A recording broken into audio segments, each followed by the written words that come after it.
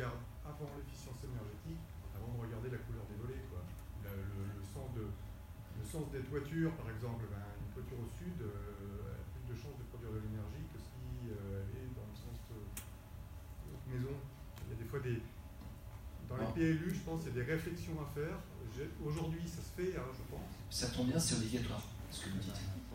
Donc, et notamment peut-être qu'il y a quelques années ou quelques temps, sur des vieux documents d'urbanisme, maintenant, dans les nouveaux PLU, figurez-vous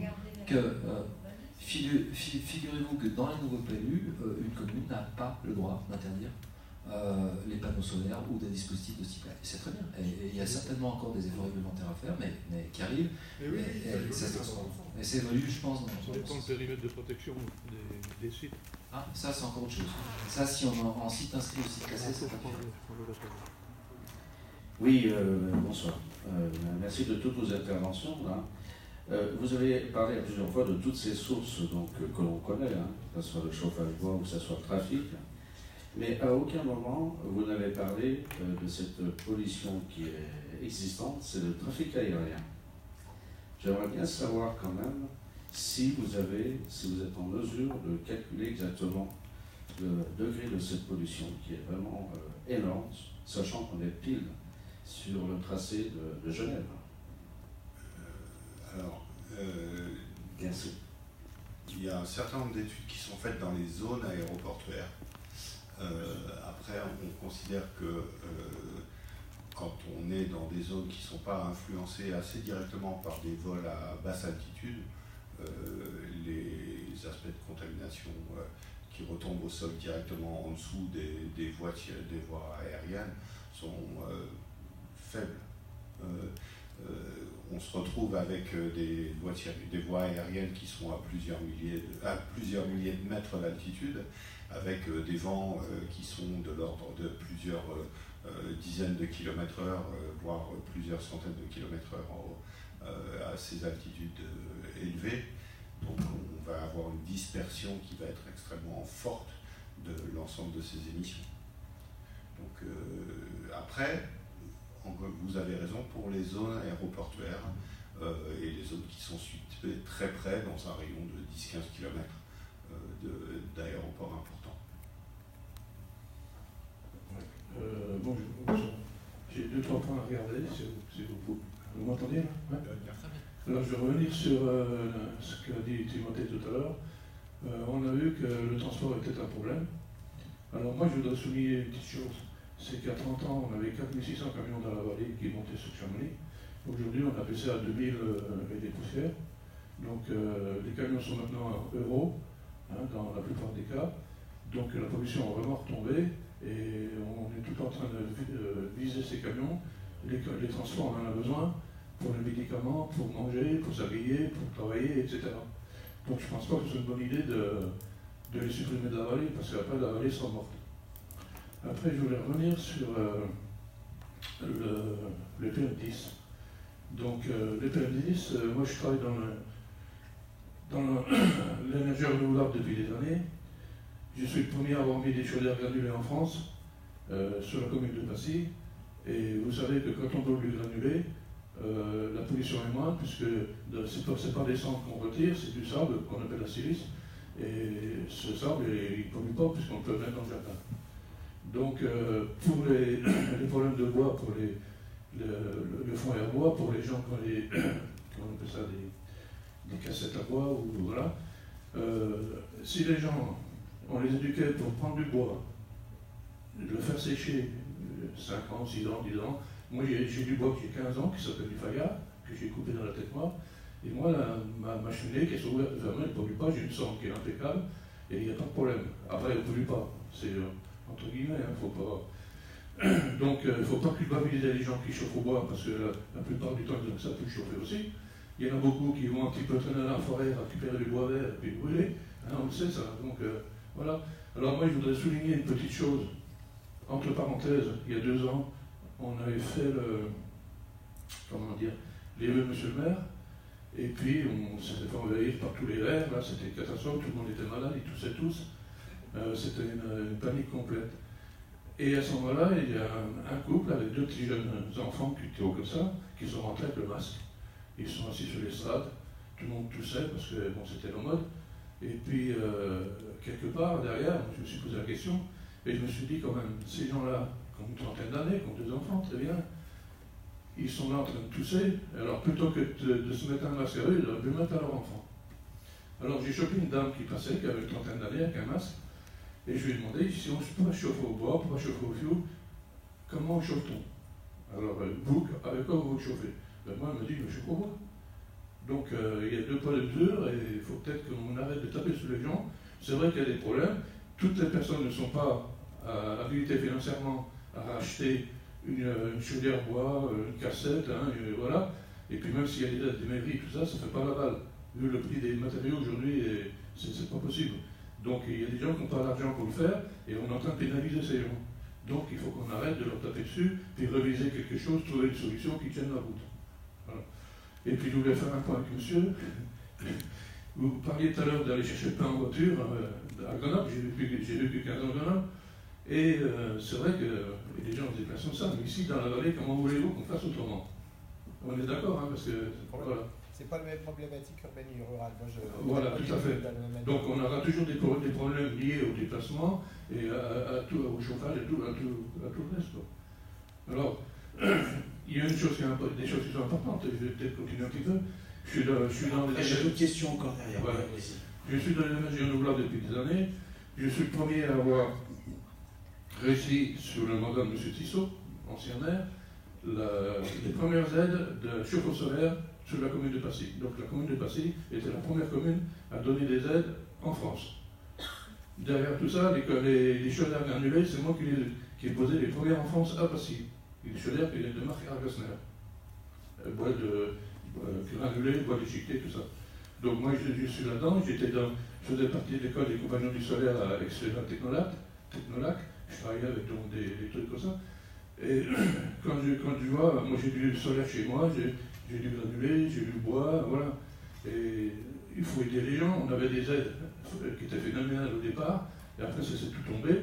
Quand c'est sous M. Chirac, quand il a ouvert les vannes pour que tout le monde pose du solaire, et ben c'était la catastrophe, dans tous les sens du terme, au niveau des pauses, des assurances. Est-ce qu'on peut revenir où vous en étiez? Alors peut-être déjà permettre de répondre sur les premières questions. Voilà, là j'ai terminé sur les chauffe-eau, puis les d'autres réflexions. Je ne sais pas bien s'il y a une question derrière, il y avait beaucoup de constats en fait sur un certain nombre de pratiques. Je pense que vous avez raison sur certains points. Effectivement, les chauffages à granulés sont un mode de chauffage qui est extrêmement performant dans la mesure où la combustion est contrôlée. Ce qui permet effectivement d'avoir des températures régulières, un mode d'alimentation régulier, etc., etc. Donc avec une combustion qui est beaucoup plus complète, et comme vous le dites, des résidus qui sont des résidus de calcination, des choses qui ne peuvent pas être brûlées du tout. Et donc à la fin, on se retrouve effectivement avec des cendres qui sont pratiquement des cendres alcalines, et comme vous le dites, qu'on peut potentiellement mettre dans le jardin, encore qu'il peut y avoir pas mal de métaux lourds, mais bon, c'est une chose un peu différente. Donc sur ce constat-là, je ne peux que vous rejoindre. Je pense par contre que vous avez fait aussi le constat, et c'est ce qu'avait dit Timothée, que les modes d'allumage, par exemple l'allumage par le haut, les modes d'utilisation par la population et différentes personnes de ce chauffage au bois vont conditionner énormément les émissions qu'ils peuvent émettre.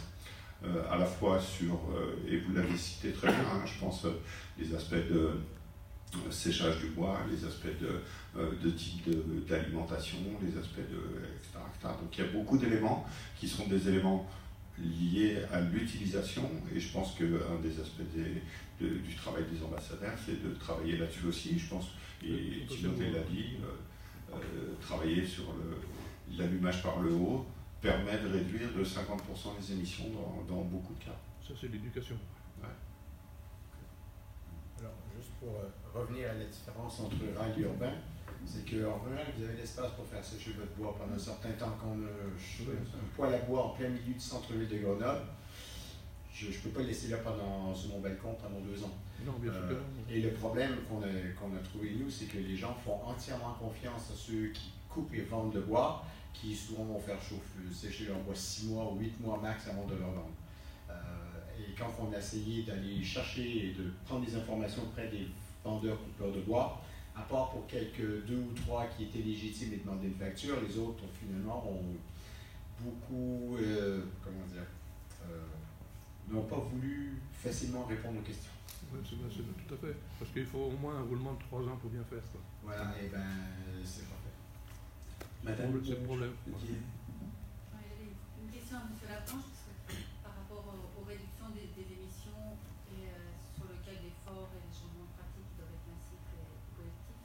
Vous disiez qu'on se heurte aux représentations sociales qu'on peut avoir sur le bois naturel, c'est plutôt les camions. Comment vous, à partir de vos études, quels conseils, quelles orientations vous donnez aux collectivités, aux décideurs pour accompagner ce changement et faire en sorte que ces représentations, dont on sait qu'elles sont longues à évoluer dans le temps, elles puissent être plus rapides? Comment vous accompagnez ce changement-là? Il y a plusieurs choses qui émergent des études. Tout d'abord, en tout cas, à Grenoble, ce qui est clair, c'est que les messages culpabilisants, ils n'en peuvent plus. Je comprends, la population n'en peut plus. Par exemple, dans le cas du recyclage du trait Grenoble, en fait, on a inventé un nouveau personnage qui s'appelle Super Tri, qui est une espèce de...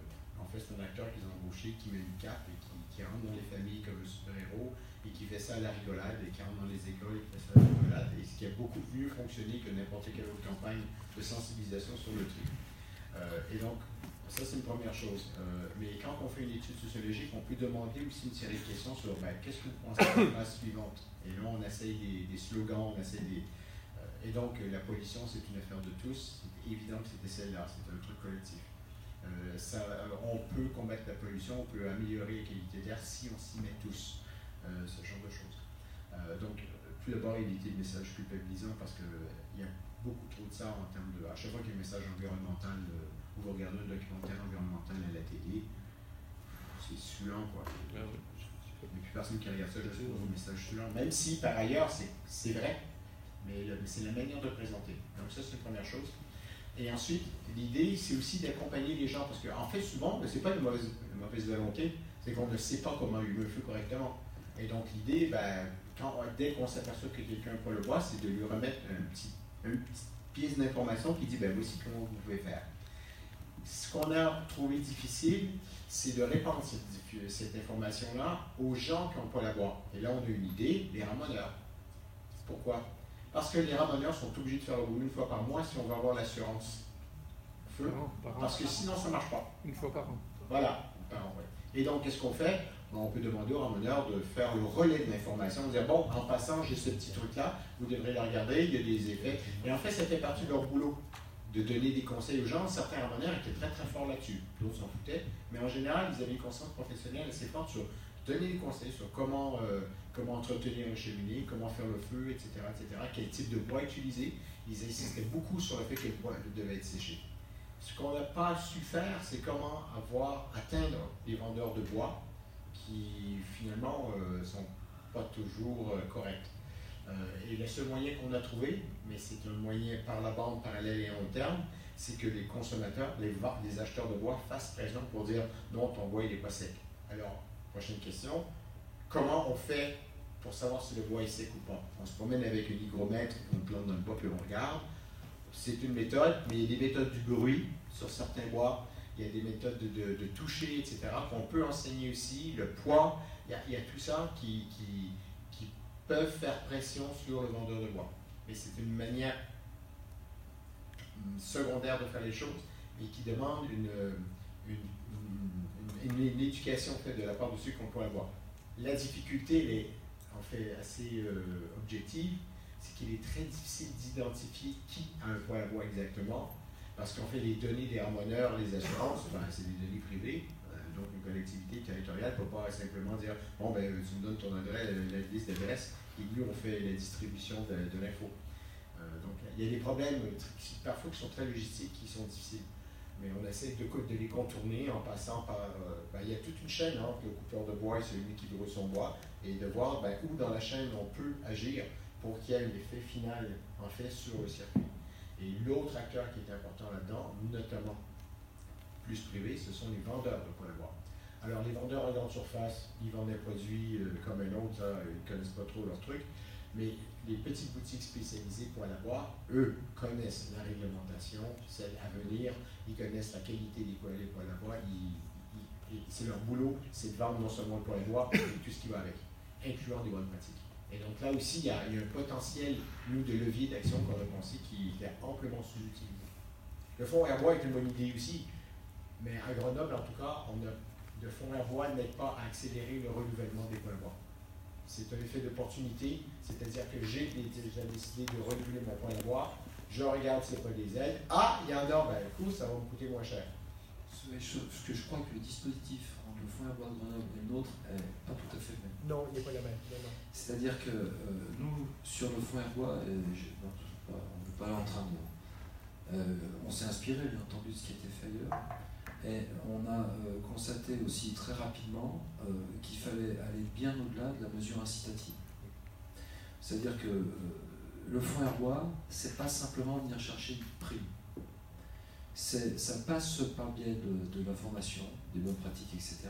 Mais ça passe aussi par le biais, et ça c'était la sagesse qu'il y a eu dans le cadre du premier PA et qui a lancé ce fonds, c'était de dire on s'associe aussi sur le fonds Airbois au niveau du PPA de la Vallée de l'Arve à des professionnels, France Bobuche, à des installateurs agréés qui vont aussi permettre aux gens de connaître les bonnes pratiques en termes de séchage, en termes de combustion, en termes aussi d'appareils, ce dont parlait monsieur, c'est-à-dire que dans le cadre du fonds Airbois, il y a une notion de conseil qui est extrêmement importante, de relation avec les gens, c'est-à-dire qu'on va les rencontrer, les ambassadeurs, on a plein de dispositifs, hein.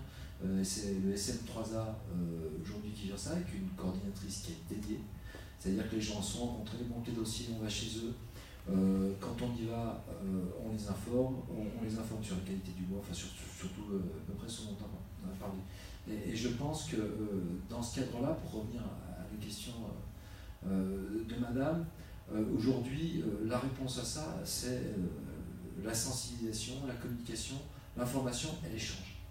Et si aujourd'hui, sur la communauté de communes Pays du Mont-Blanc, on a mis un dispositif qui est important. Hein, on va être globalement, annuellement, à des investissements sur le territoire d'1,7 million sur toutes ces thématiques.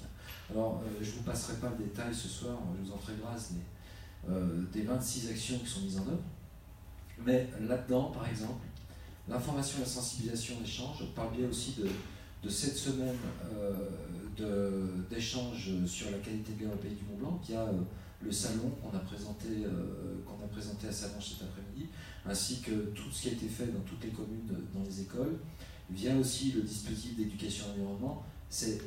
Le secret, il est là. C'est-à-dire, on voyait bien tout à l'heure la dichotomie entre la science et la perception de la réalité. Le lien de tout ça, c'est l'éducation. C'est aussi dans ce cadre-là qu'on souhaite que les gens, pour qu'ils s'approprient mieux les connaissances, ils aient un outil. Cet outil, on a lancé un nouveau projet qu'on a mis en place en partenariat avec Atmo, qui est le projet Bébé Clean, qui consistera à ce que les habitants du territoire, nos concitoyens, puissent emprunter des micro-capteurs PM10, ça je pense dès début janvier. Alors ça sera encore une fois, ça pas simplement un prêt de micro-capteurs, mettez le micro-capteur, amusez-vous, ils doivent devenir acteurs de la surveillance de leur propre qualité de l'air et expérimenter par eux-mêmes la réalité concrète du terrain. Tout à l'heure on parlait du transport, on parlait de la combustion de la biomasse, voilà. De manière à ce que eux montent en compétences, participent aussi à des ateliers d'expérimentation et comprennent vraiment la problématique, en fait, une espèce d'éveil en touchant au concret directement. Et je laisserai là-dessus, si vous permettez, M. Chapuis, qui n'est pas intervenu, qui était très patient toute cette soirée, dire un petit mot sur ce projet qu'on mène en partenariat et sur lequel on travaille depuis déjà quelques semaines. Bonsoir. Donc effectivement, on a entendu plein d'interventions et l'idée dans ce projet-là, c'est de partager les connaissances pour qu'elles soient appropriées par chacun. J'ai entendu des mots aussi comme tous les gens ils ne veulent pas agir individuellement, mais ils voudraient que les actions ou les propositions touchent tout le monde. Et jusqu'à présent, à Atmo Auvergne-Rhône-Alpes, donc notre mission, vous la connaissez, c'est de vous informer, de donner une information, notamment en lien avec les aspects réglementaires. Mais ce dont on s'est aperçu, c'est que c'est un moment, c'est une limite d'informer, c'est-à-dire que les gens saisissent cette information, se sentent un petit peu pointés du doigt. Maintenant, partout, d'ailleurs, on nous demande d'intervenir pour parler du cas de la vallée de l'Arve. Donc c'est assez culpabilisant, c'est aussi des choses qui ont été dites tout à l'heure, mais ça on retrouve dans toutes les agglomérations où on va faire état de nos connaissances sur la qualité de l'air. C'est-à-dire que donner une information, bon, bah, c'est bien, mais il faut ensuite que les gens puissent l'approprier, cette information. Et l'autre jour, j'étais à une réunion où il y avait un autre sociologue, mais où on parlait de l'intention, c'est-à-dire qu'on vous donne une information, la vallée de l'Arve, il y a une pollution, bah, les gens tout de suite ont une intention derrière, se disent bon, bah, j'ai envie de faire quelque chose, mais ensuite il faut qu'ils passent à l'action. Et là, il y a un gap entre l'intention qu'on a et la mise en action, et notamment parmi les mises en action, bah, il y a certaines actions du PPA, et notamment celle de renouveler ses appareils de chauffage au bois par exemple, changer de véhicule, changer son mode de déplacement. Donc du coup, on a imaginé sur la base de l'expérimentation qui a été faite à Grenoble, donc c'est de donner la possibilité en fait à chacun de devenir un petit peu acteur déjà de la connaissance, acteur de la surveillance, pour que chacun puisse se rendre compte déjà de quel est l'état de la qualité de l'air chez lui, quand il fait des mesures dans ses pratiques quotidiennes, et donc ensuite de pouvoir aussi transmettre de l'information, et pas seulement que ça passe par l'organisme, on va dire, qui fait la mesure réglementaire. Donc pour nous c'est important maintenant, c'est de pouvoir associer le citoyen à la surveillance, que le citoyen puisse participer finalement à cet enjeu de connaissance pour que l'on puisse ensuite mener les actions. Et les gens qui savent, qui ne se font pas seulement écouter une information, mais qui la fournissent finalement, qui s'approprient du coup l'information, deviennent beaucoup plus facilement acteurs. Et ils savent, ces gens-là, en tout cas c'est ce dont on s'est aperçu sur Grenoble, beaucoup mieux communiquer que nous on le fait. Dès lors qu'on fournit un microcapteur donc, à des personnes qui va faire des mesures, ces expérimentations, tu en as parlé Stéphane, il y a des gens ils ont fait des expérimentations de dingue en s'enfermant dans leur garage avec leur microcapteur dans la voiture, enfin des choses où on ne conseille pas de le faire, mais en tout cas ils se sont rendus compte de choses, et ces choses-là, eux, ont été beaucoup plus capables que nous on peut l'être pour les communiquer à leur entourage, à leurs voisins, à leurs amis, à leur famille, et c'est un levier d'action qui est beaucoup plus puissant que nous-mêmes on peut le faire. Donc du coup, on se lance dans cette expérimentation sur la vallée de l'Arve. Donc c'est dans le cadre d'un programme européen. Donc ce programme européen il s'appelle Publiclean. Et en fait, dans ce programme-là, donc on le partage avec un certain nombre d'autres pays européens, ce programme, et on a proposé cette expérimentation. Du coup, on a cherché un territoire. On n'a pas eu longtemps pour le proposer à la communauté de communes du Pays du Mont-Blanc pour que la communauté de communes parte très rapidement avec nous sur ce programme-là. Et donc, c'est de confier ces microcapteurs. Donc, ça sera ça, les microcapteurs qui seront confiés aux citoyens avec un système de prêt pour faire des mesures. Alors, on a parlé des PM10. Ces microcapteurs permettront aussi de faire des mesures sur des PM un peu plus fines, donc les PM2,5, les PM1, pour se donner aussi une information sur des particules plus fines, parce que vous avez une population qui est très, très expérimentée, maintenant qui connaît plein de choses, et du coup qui nous pose des questions sur les particules qui sont de plus en plus fines. Donc ces appareils permettront d'avoir une information sur ces particules fines. Et donc on va essayer de déployer, de proposer ces microcapteurs à autant de personnes que possible. Et d'ailleurs, si vous le souhaitez, je vous laisse, vous pourrez nous donner vos noms, vos coordonnées pour être sur cette liste des personnes qui pourront essayer d'avoir ces microcapteurs. Et l'objectif ensuite, pour nous, ça sera de le déployer plus largement. C'est-à-dire que là, de faire ces tests-là, mais ensuite, si ça marche, si on voit que derrière, il y a des actions qui sont engagées, que ça facilite finalement le passage de l'intention à l'action, eh bien, on essaiera de le déployer plus largement. Et là, dans le cadre d'un autre programme qui s'appelle Captotech chez nous, avec le soutien de la région, c'est ensuite de l'expérimentation qu'on fait sur la CCTNB, à la déployer sur l'ensemble de la région Auvergne-Rhône-Alpes, parce que finalement, ce que l'on constate, c'est que cette problématique certes, elle est accrue sur la vallée de l'Arve, mais c'est aussi une problématique que l'on doit résorber sur l'ensemble de la région Auvergne-Rhône-Alpes. Donc, on souhaite pouvoir travailler avec vous, avec les ambassadeurs qui sont des extraordinaires relais de ces informations auprès de la population. Et c'est vrai que nous, on en parlait depuis très longtemps, mais comme on parle un petit peu de nos mesures, et c'est ce qui a été fait sur le territoire avec les ambassadeurs et tous les contacts qui sont pris avec les particuliers, c'est vraiment aussi une chance. Je pense, encore une fois, vous avez été en avance avec le fonds bois, et c'est pas mal regardé ailleurs en France. Et là aussi, cette expérimentation, enfin, qui est une réalisation avec les ambassadeurs, ça sera regardé et examiné aussi partout ailleurs en France, parce qu'on espère que ça pourra montrer, et Timothée l'a montré tout à l'heure, ça marche d'être à côté des citoyens, de leur montrer, de leur donner, leur fournir des éléments pour qu'eux-mêmes se rendent compte des efforts que les efforts qu'ils font, ça peut porter leurs fruits et améliorer donc la qualité. Merci Didier Chapuis. Étienne Jacquet, pour une conclusion peut-être. Oui, je rebondirai très rapidement sur M. Chapuis. On est effectivement très fiers de pouvoir présenter ce programme, sachant qu'on est encore une fois parmi les premiers. C'est vrai qu'on sera peut-être labellisé Citergie dès l'an prochain, qui est une labellisation qui récompense les comités de communes les plus exemplaires au niveau national. Et je sens pouvoir vous abreuver de chiffres, parce que c'est toujours assez pénible. J'irai très rapidement et pour conclure. Aujourd'hui, la communauté de communes Pays du Mont-Blanc, sur le résidentiel, ça va être 652 000 € investis cette année, alors qui consistera au résidentiel sur la rénovation énergétique de logements, et aussi des actions sur les qualités de l'air, telles que les ambassadeurs, telles que plein d'autres que je ne vous détaillerai pas, sur les bâtiments publics aussi, puisqu'on en parlait tout à l'heure pour les privés, mais je crois que les collectivités locales doivent monter l'exemple.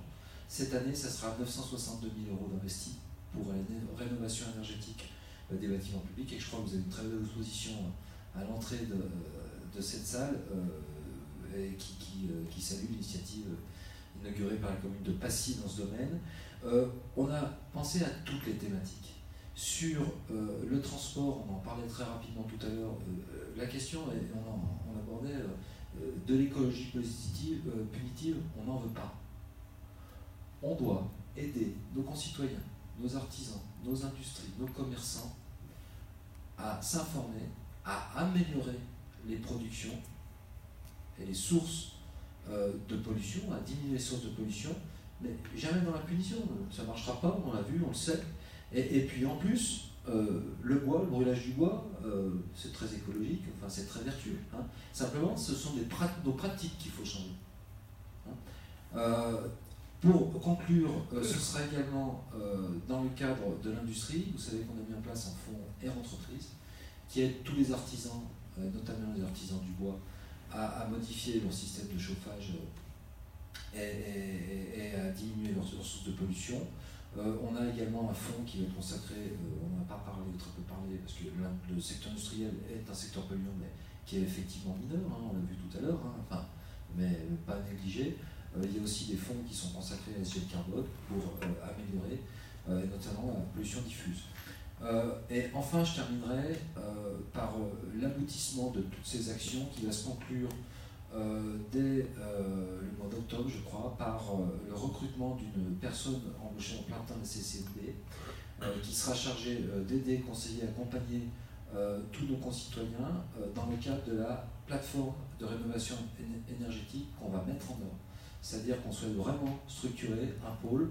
On commence par un recrutement d'un jeune architecte d'ailleurs, qui est spécialisé dans ce domaine-là, et qui pourra apporter un support technique et après, bien entendu, financier, par le biais de toutes les aides qui seront développées dans ce cadre-là. Je crois que je terminerai sur ce point-là en vous remerciant tous d'avoir écouté ces interventions passionnantes. Merci à tous et bonne soirée.